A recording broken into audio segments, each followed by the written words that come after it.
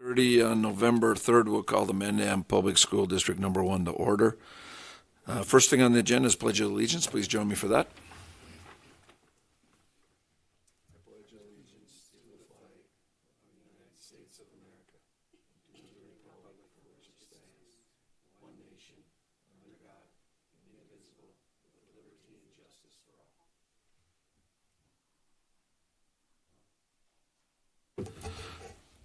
Thank you.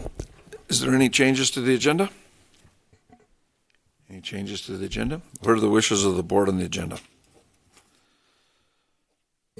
I move to approve the agenda. All right, we have a motion. We have a second? Second. We have a second. Any discussion? Seeing none, please call roll. Yes. Yes. Yes. Yes. Yes. Yes. Yes. Next item is public communication. Anybody in the audience wish to address the board? Anybody wish to address the board? Not seeing anybody moving, we'll move on to the administrator's report. First item on the administrator's report is the child nutrition update. Dr. Bitts. Yeah, I'd like to introduce Jewel Meyer. She's our child nutrition director. She started in July, and she's doing a great job for us. And first of all, I wanted you guys to meet her and get to know her, and I think she's got some great information she wants to share with you as well. All right, thank you. Welcome. And how do you want to take questions? You want us to ask as we go or wait to the end? It does not matter. All right, so if you got questions, ask away. Go ahead. Thank you.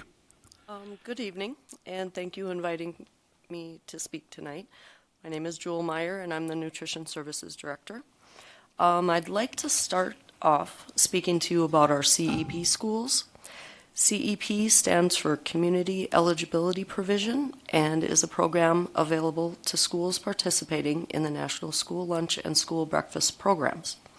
CEP schools are reimbursed using a formula based on the percentage of students that are eligible for free meals based on their participation in other specific programs such as the Supplemental Nutrition Assistance Program, SNAP, or the Temporary Assistance Program for Needy Families, TANF.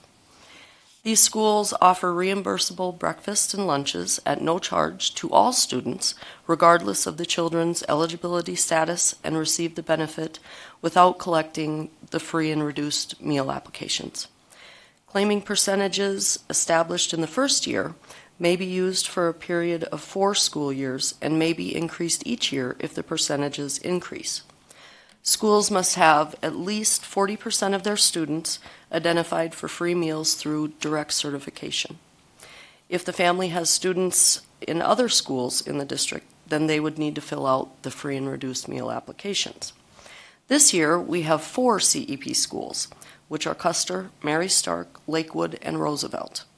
If we look at the same number of serving days from last year to this year, we have served approximately 2,500 more breakfasts and over 1,800 more lunches.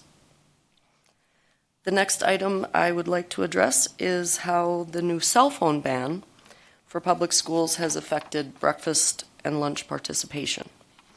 When comparing last year's numbers to this year, it looks like we have served over 2,600 more meals. I can't give you a very accurate picture of our a la carte sales from last year to this year because our market was not fully open until after Thanksgiving of last year. But I can tell you we have almost doubled our a la carte sales. So it doesn't seem that we've had a very dramatic effect on our participation numbers when it comes to the cell phone ban. If anything, our students are grabbing something from a la carte or one of our grab-and-go options. In closing, the Child Nutrition Department is a self-funded program. We don't get any money from the general fund. We are a federally funded program, which is entirely run from USDA reimbursements per meal. Thank you for having me.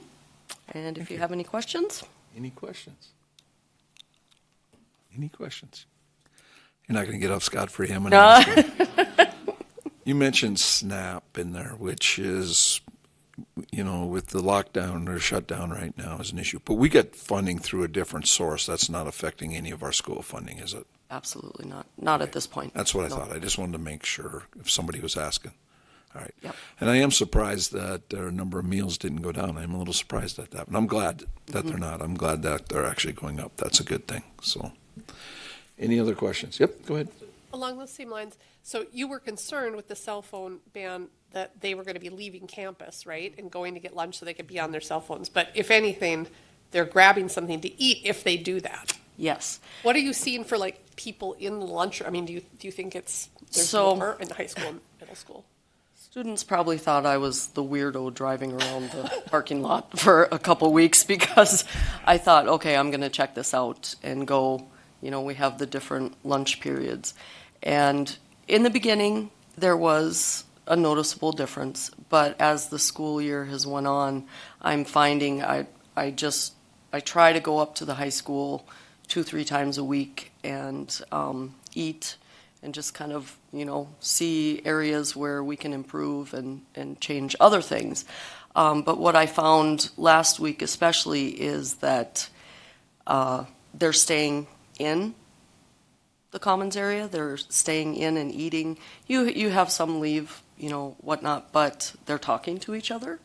And, so it doesn't seem to have, I was very happy to see that our numbers were improving over last year, so. Anybody else have any questions? Go ahead. So question, I guess, as far as with the title or the free reduced meal applications and stuff, you said they're really not required anymore with these other schools? They are not, because, so the CEP, once they are a CEP school, then they don't have to fill out those free and reduced applications.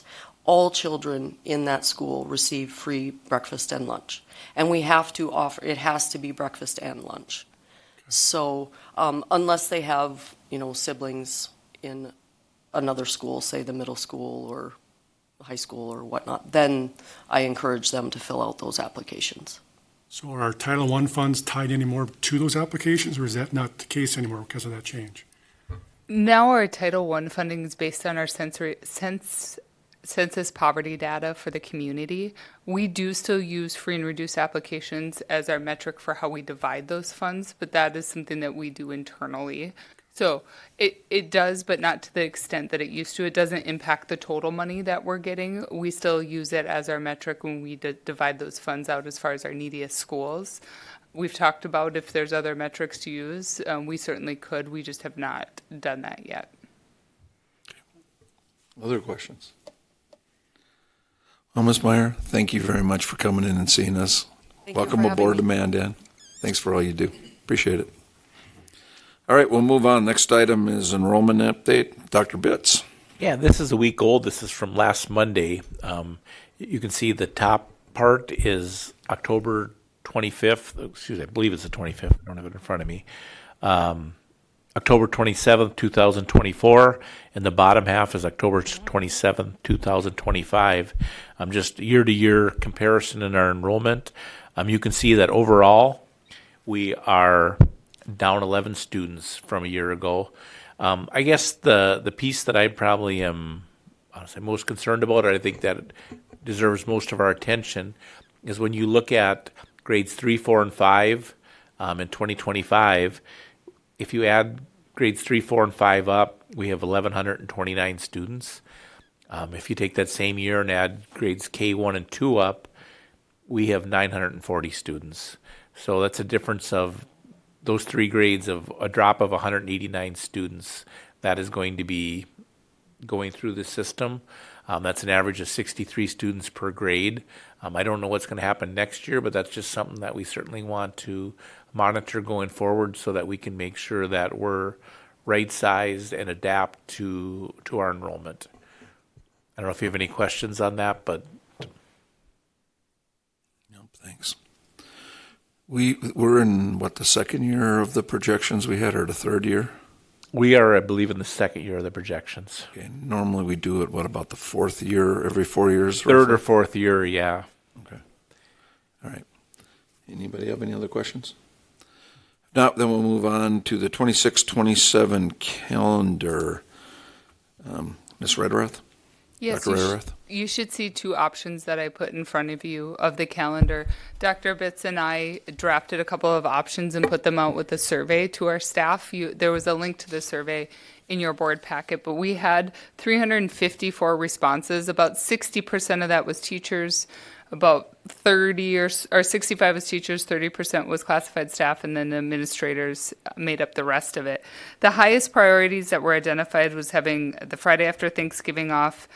They want a later start in August and 2 weeks at Christmas were our highest priorities, followed shortly by wanting a break every month. Having a long weekend every month was also right up in there. Our lowest priorities were wanting to match Bismarck as closely as we could. That was not a high priority for staff.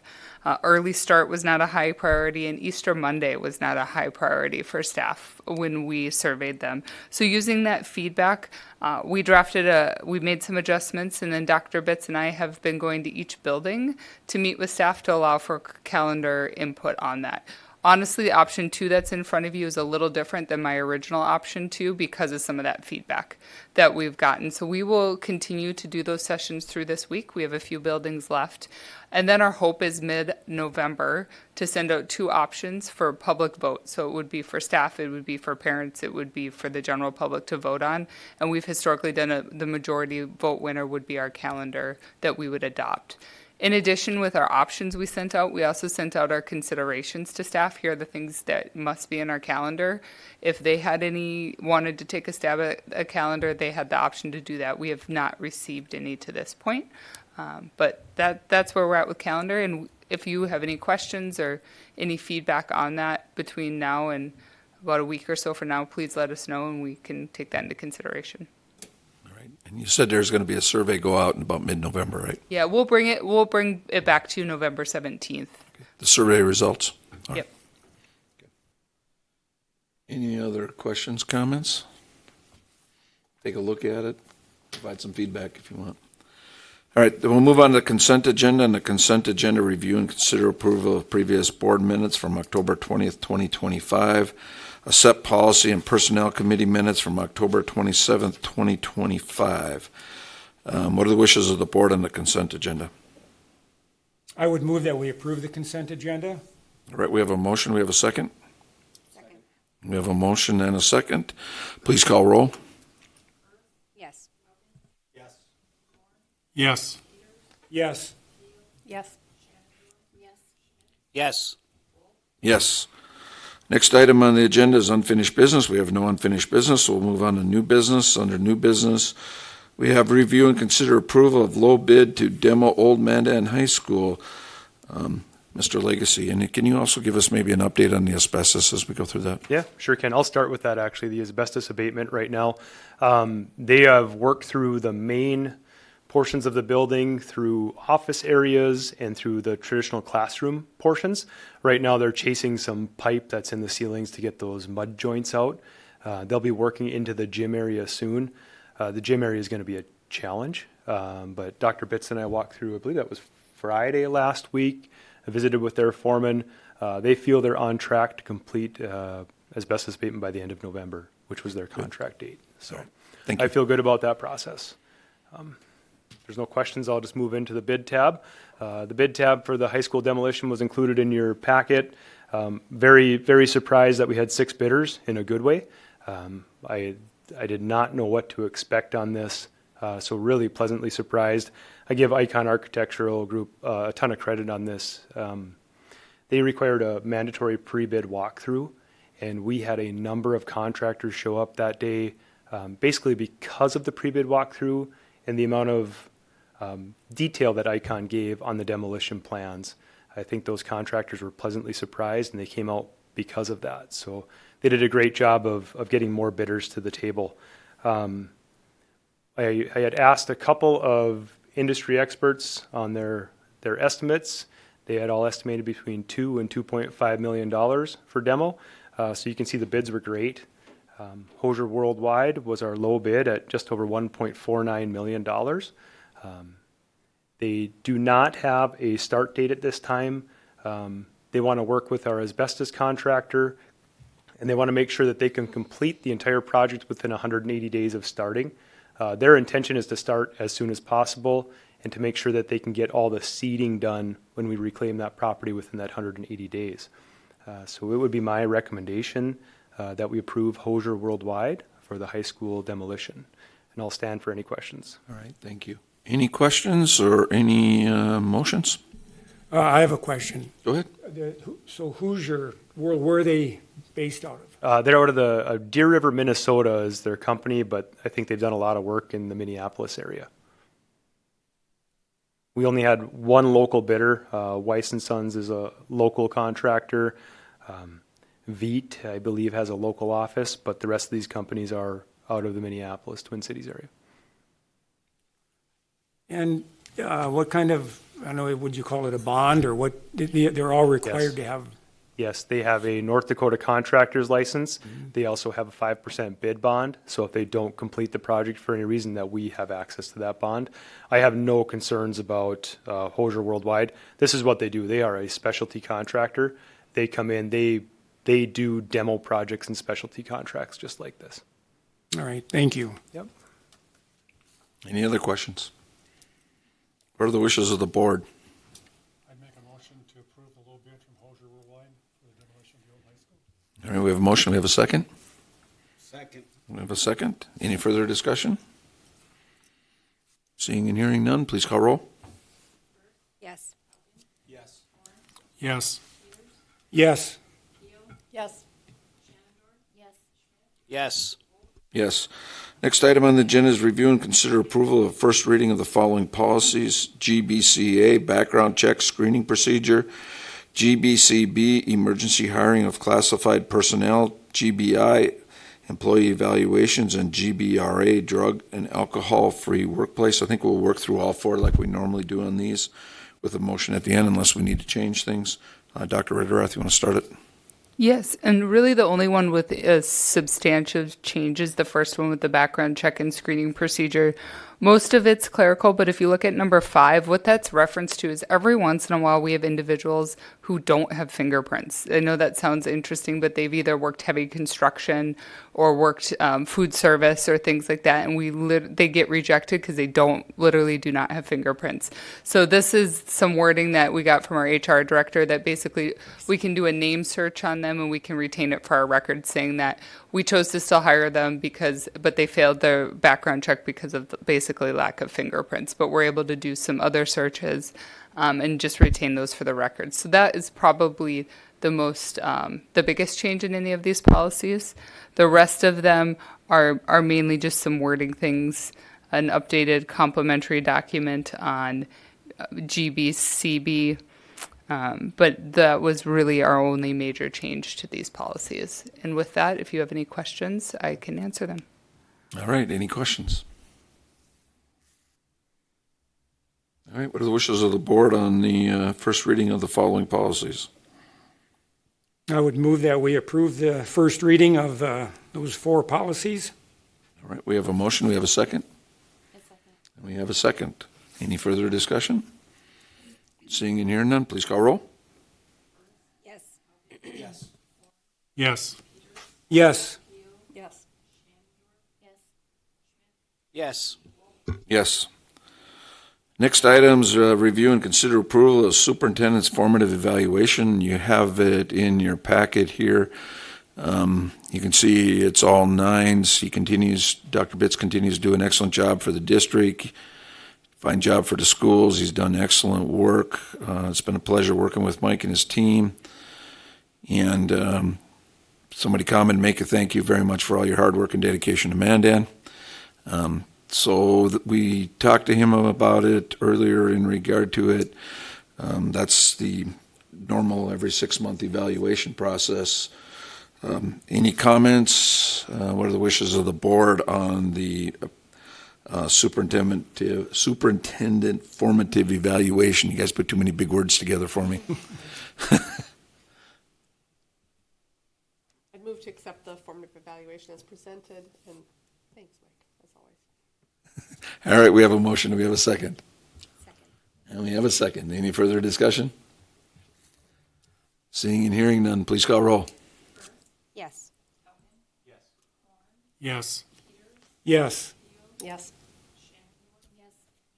Yes. Yes. Next item on the agenda, review and consider approval of the following retirements. Dr. Bitt, Superintendent, knew this was coming sooner or later. Mike, just thank you for all you've done for the city. You've done a lot. I mean, when you look at your resignation letter, the growth, all the years, what we've done around here. Thank you for that. What are the wishes of the board? And no, I don't think we can table it. He's only got a 1-year contract. I sadly make the motion to approve the resignation from Dr. Bitts. All right, we have a motion. We have a second. I'll second it.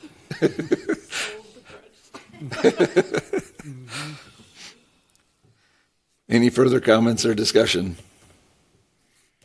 All right, please call roll. Yes. Yes. Yes. I guess, yes. Yes. Yes. Thank you. All right, next item on the agenda is future meeting dates. November 3rd, school board retreat, 6 p.m. City Hall. That'll be right after this at 6 o'clock.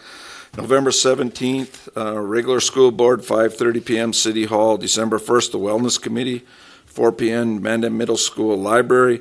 And December 15th, regular school board at 5:30 p.m. City Hall. Any other meetings that come before us? Seeing none, meeting's adjourned. Thanks, everybody.